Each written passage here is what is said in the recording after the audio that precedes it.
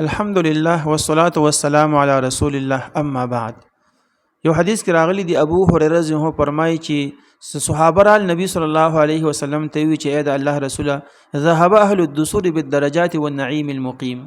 دا مالدار صحابه چې کوم دي د زمون په ډیرو درجو حاصلولو کو مخکې شو او د جنت نعمتونه حاصل کړل. ځکه مونږ چې کوم اعمال کوو دي هم هغه شانتي اعمال کوي، لیکن دی زمون علاوه چې کم دین او مالونه دی وسره نو صدقې کوي، غلامان آزادي.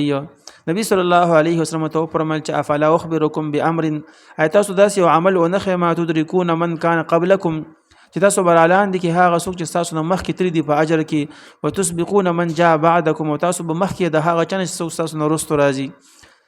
ولا ياتي احد بمثل ما جئتم به، ويس یو تن به د قیامت پر ځرا نشي په هغه عمل چې تاسو پر اتک کړي، الا من جاء بمثله، مگر هغه چې دا عمل کړي د په شان دي.